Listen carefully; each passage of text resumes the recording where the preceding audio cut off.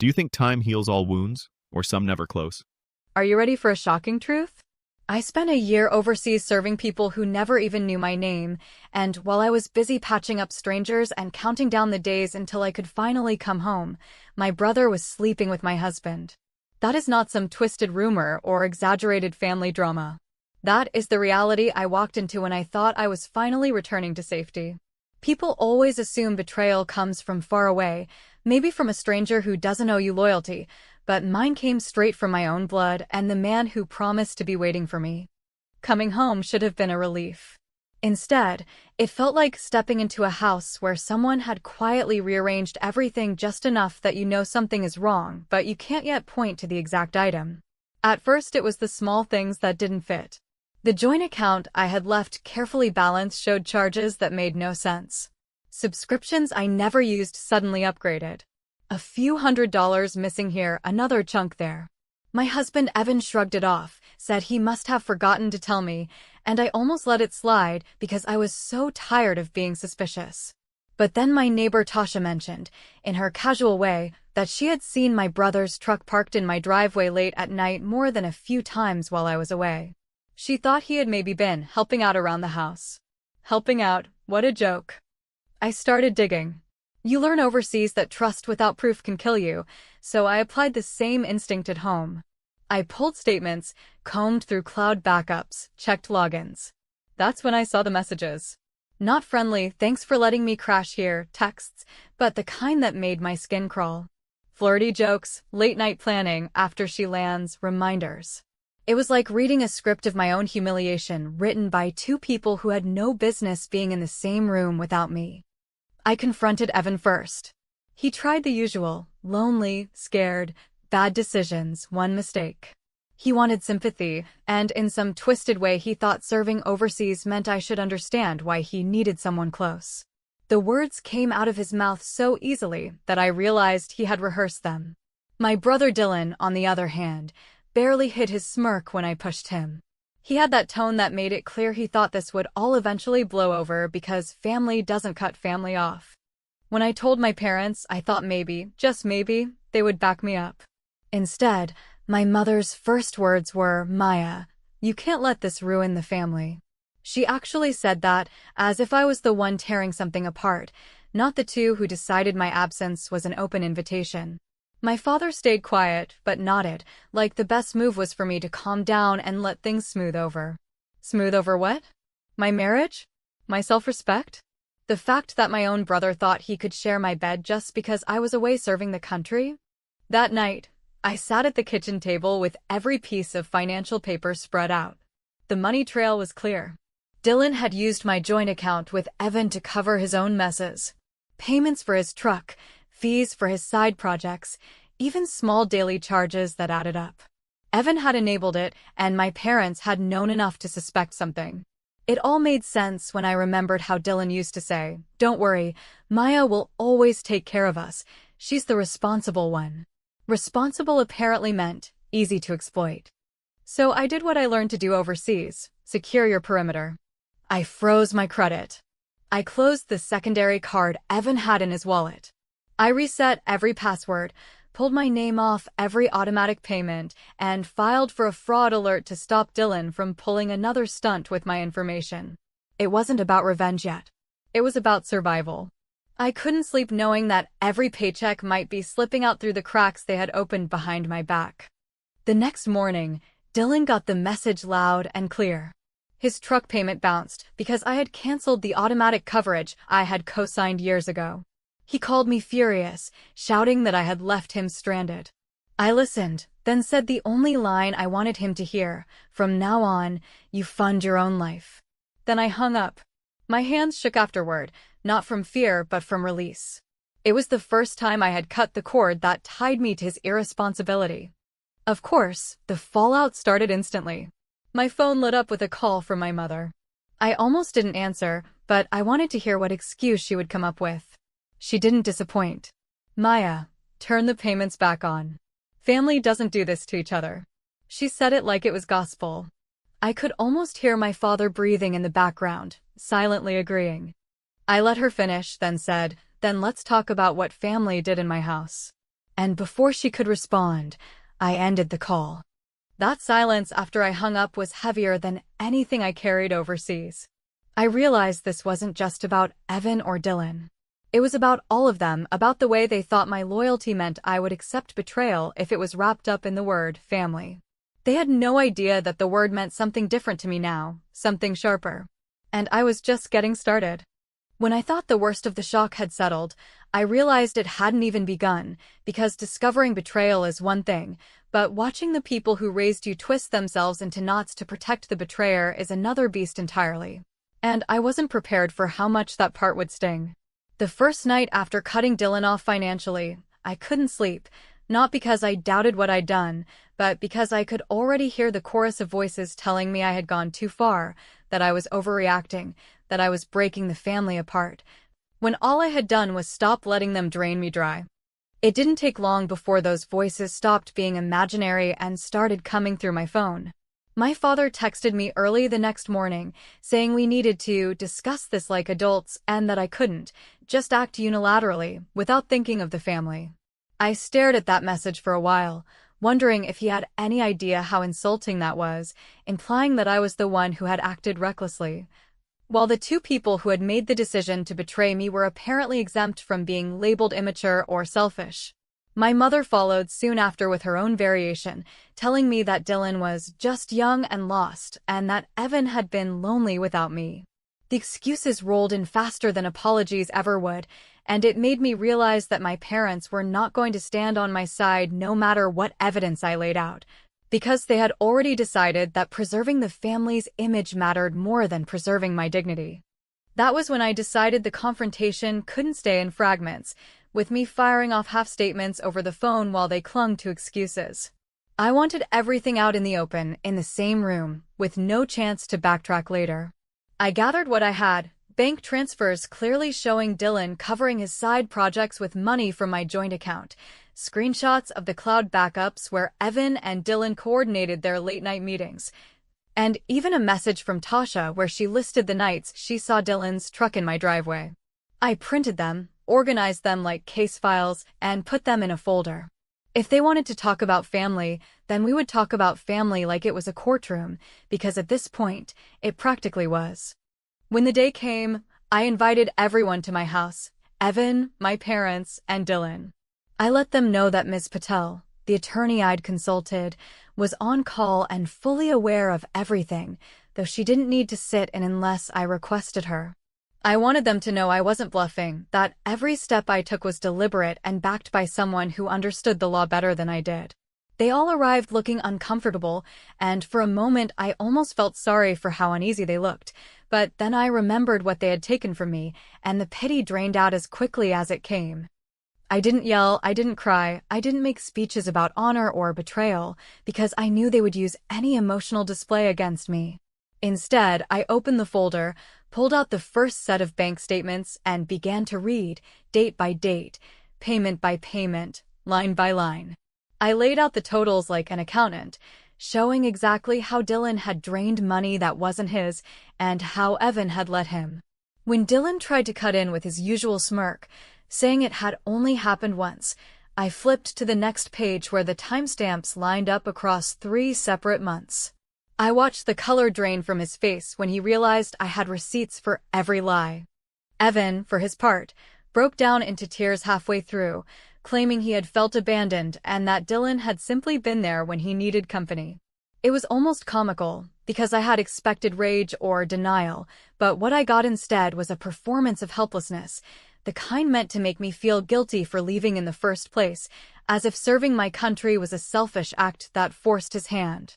I let him cry, I let him finish, and then I said, very evenly, you weren't lonely when the rent was covered and the bills were paid.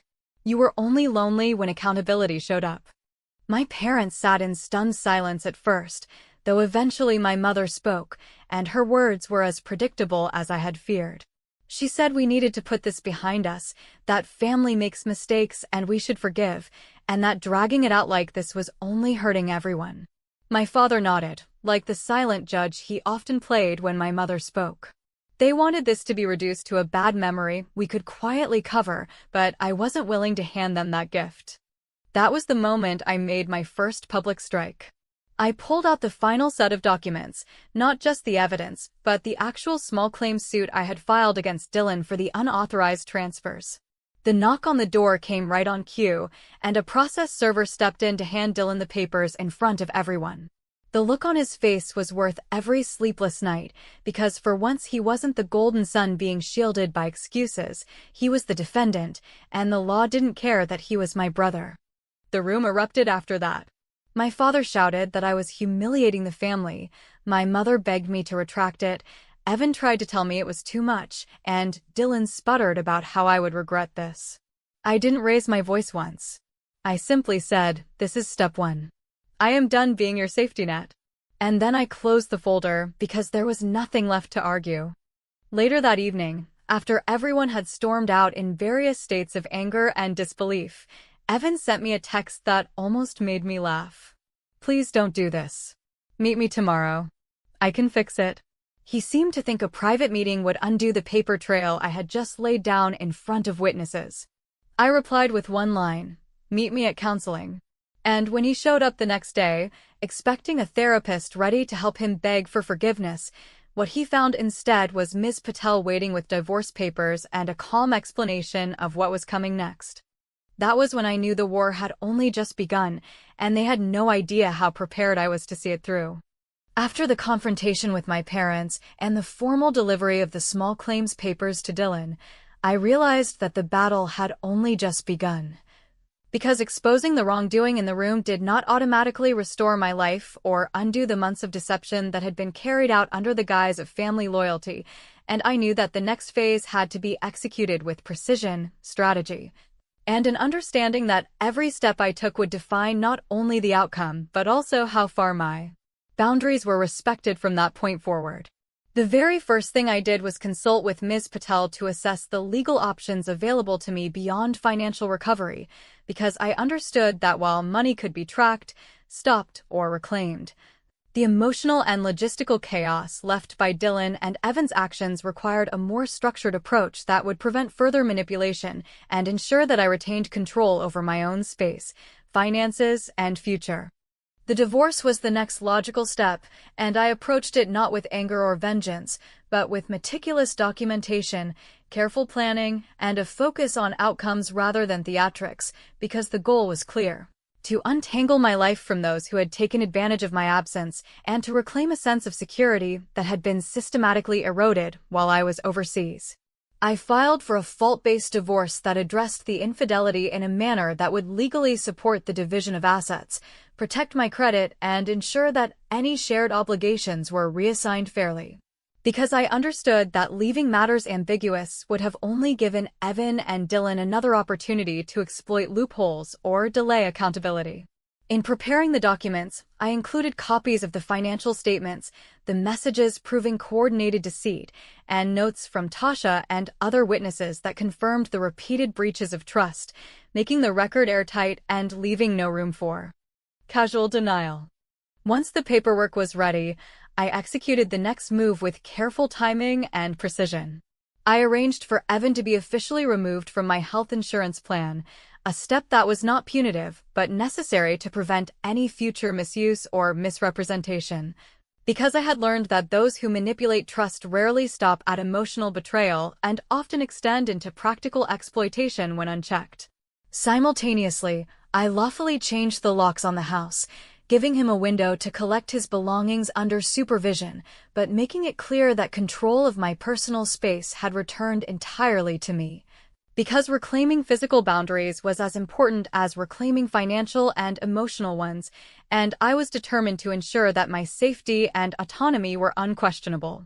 As the divorce filings moved through the court system, I made sure that every action I took had consequences for Dylan as well, because I understood that failure to act decisively would signal that his behavior had no repercussions, which was unacceptable. I sent formal notices to the auto lender for his truck, informing them that as cosigner, I would no longer cover missed payments and attaching documentation of fraud risk due to the unauthorized use of funds. A move that instantly shifted the leverage in my favor and demonstrated that I would not quietly absorb the fallout from their combined recklessness.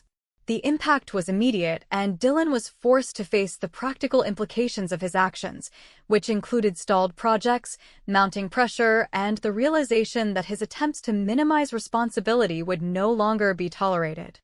In parallel, I began communicating directly with the vendors and service providers that Dylan had manipulated, ensuring that my own name would not be misused and that any unauthorized access or purchases would be flagged and blocked. This included everything from subscription services to equipment leases, and I approached each interaction with the clarity of someone who knew the exact limits of authority, responsibility, and accountability. Because establishing firm control over every facet of the life he had exploited was essential to preventing further damage. I documented each step, knowing that a comprehensive, paper-backed trail would be invaluable if any disputes arose, because evidence and preparation were the most reliable tools in countering entitlement masquerading as family loyalty. By the time the next confrontation came, I was prepared in ways that extended beyond anger or confrontation. I had built a system that anticipated every excuse, every deflection, and every attempt to manipulate the narrative in Dylan and Evan's favor.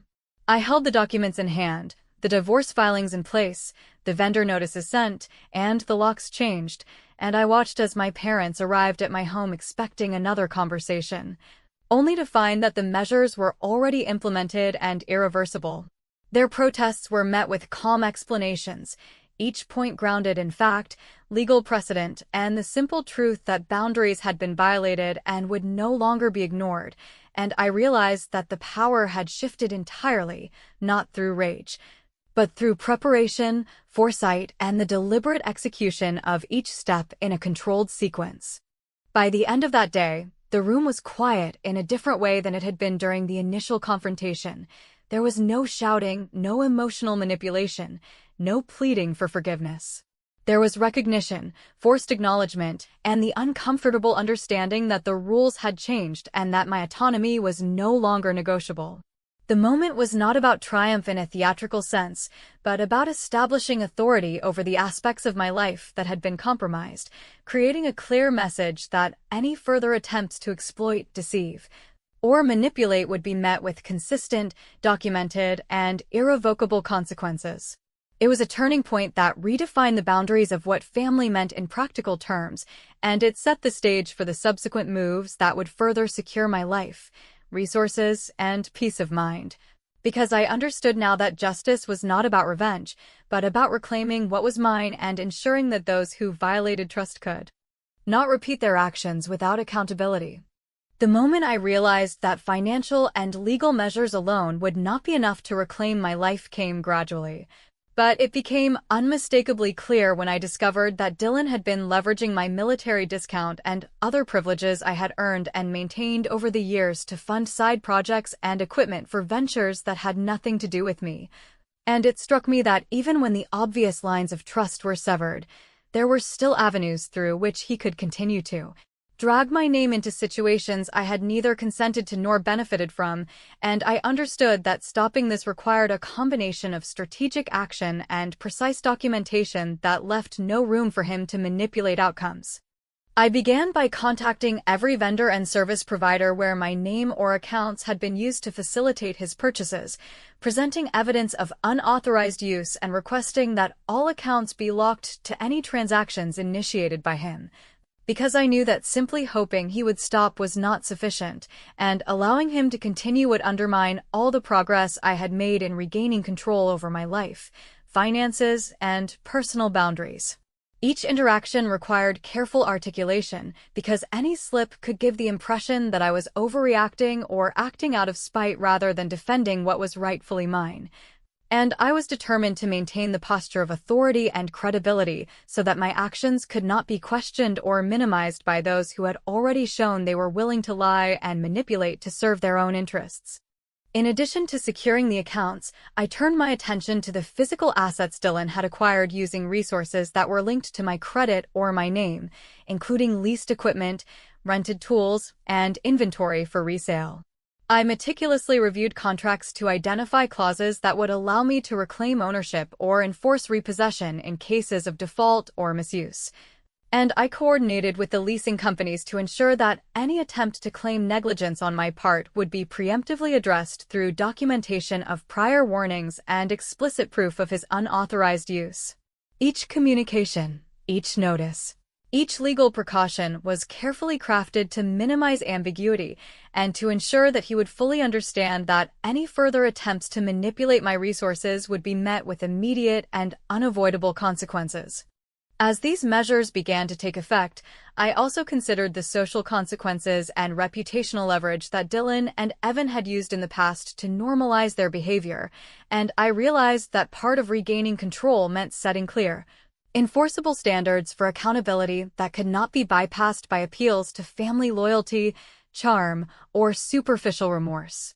I drafted letters that outlined exactly what would be required for any reconciliation or normalization of relationships, specifying that repayment, acknowledgement, and documented apologies were mandatory before any discussions of forgiveness or reentry into shared social spaces could occur, because leaving the rules vague would have allowed the same patterns of entitlement and deception to continue unchecked, and I was committed to preventing that from happening. On the morning I executed one of the most consequential moves in this phase, I coordinated the repossession of the equipment Dylan had been using for his side ventures, arranging a pickup with the leasing companies at a time when he had assured a client he would deliver the items personally. Watching as the trucks arrived, knowing that his credibility and income would be immediately affected by the removal of assets he had assumed to control without permission, I felt a sense of quiet satisfaction that was not rooted in malice, but in the restoration of order, fairness, and accountability.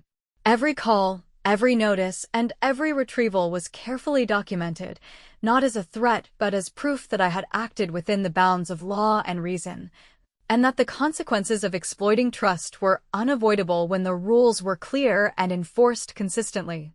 When Dylan attempted to argue, threaten, and bargain during the removal process, I responded only with calm, factual statements that referenced contracts, prior warnings, and evidence, because any emotional engagement would have undermined the strategic advantage I had established, and I needed him to understand that his prior patterns of manipulation no longer held sway in the life I was reconstructing for myself.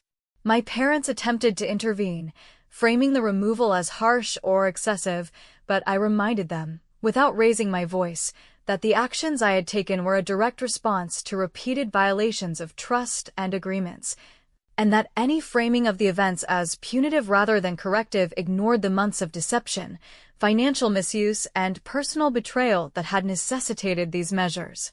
By the end of that day, Dylan's side income had been disrupted, his credibility with vendors and clients had been impacted, and I had established a precedent for how my boundaries would be respected moving forward, demonstrating that accountability, preparation, and decisive action were far more effective than pleading, manipulation, or appeals to familial sentimentality.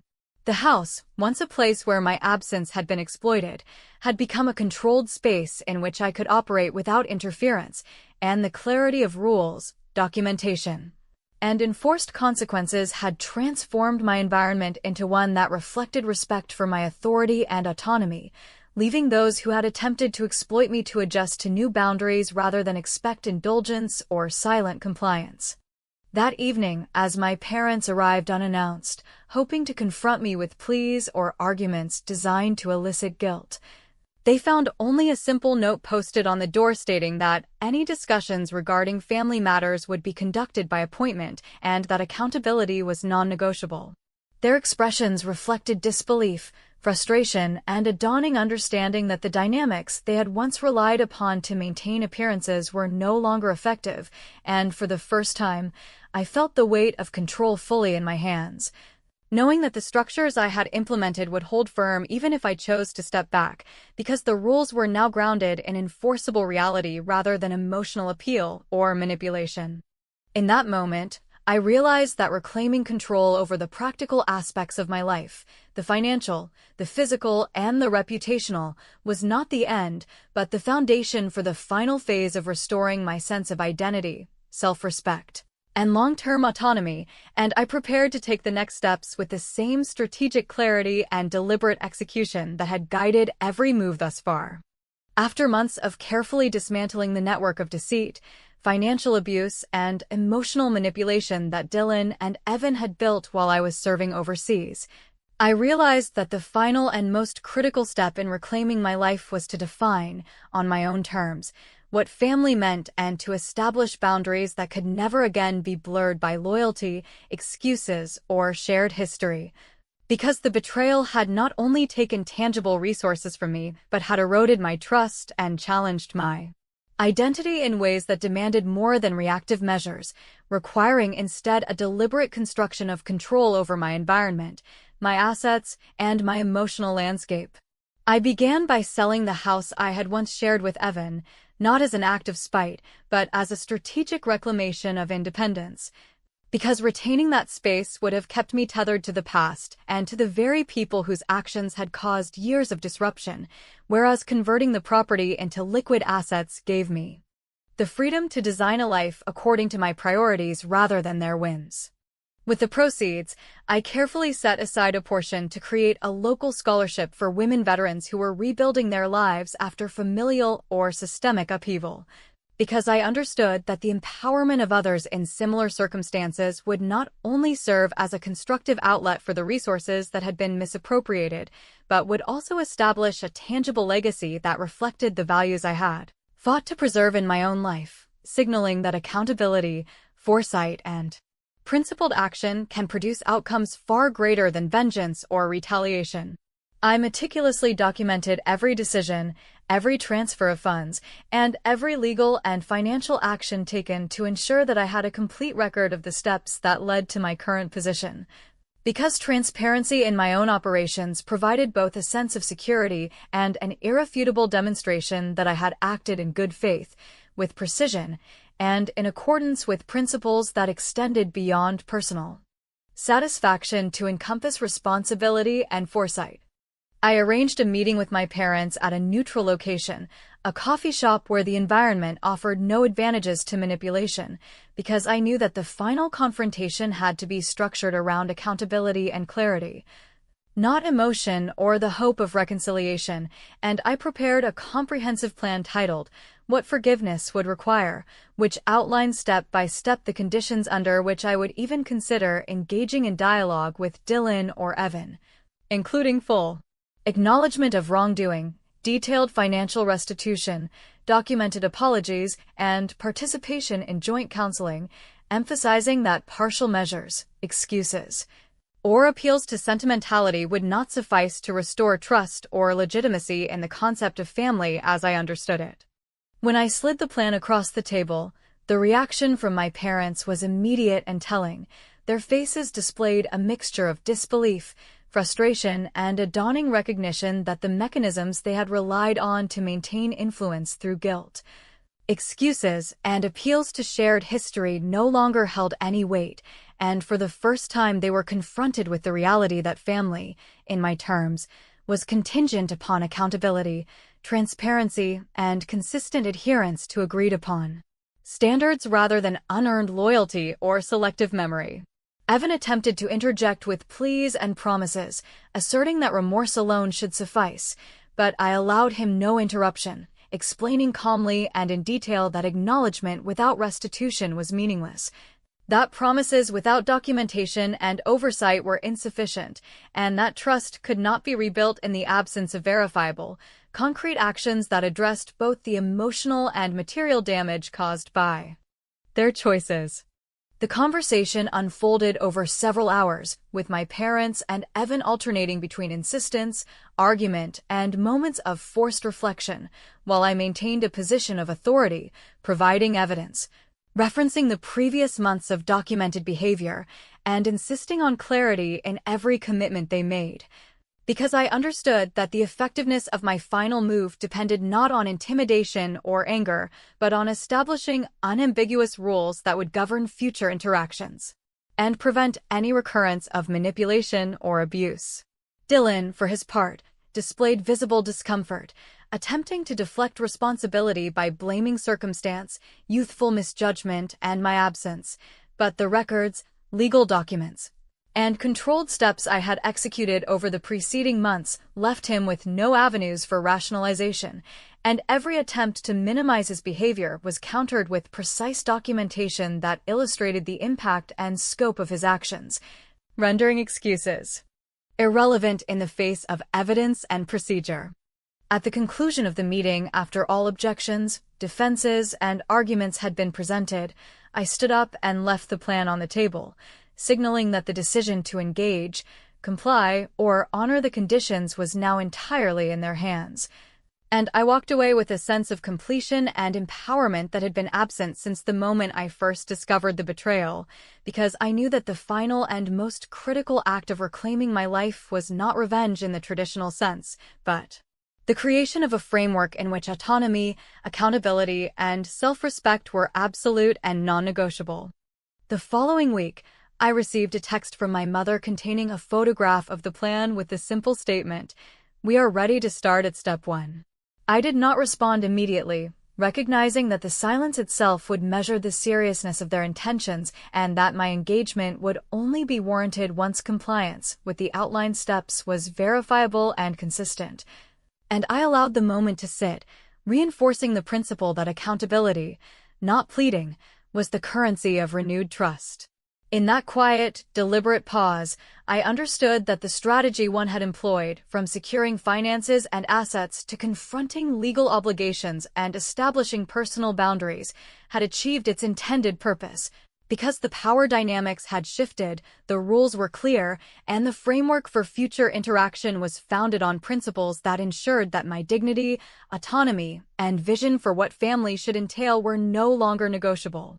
In the end, the victory was neither loud nor theatrical, but it was absolute, because it derived from careful planning, consistent execution, and an unwavering commitment to principles rather than emotion, and the outcome was undeniable. I had turned the situation around, restored control over my life, and established a standard of accountability and respect that those who had wronged me could either meet or forfeit, and for the first time in months, I could move forward knowing that the final chapter had been written on my terms, leaving those who had attempted to exploit my trust to contend with the consequences of their actions while I retained complete authority over my future and the meaning of family in my life.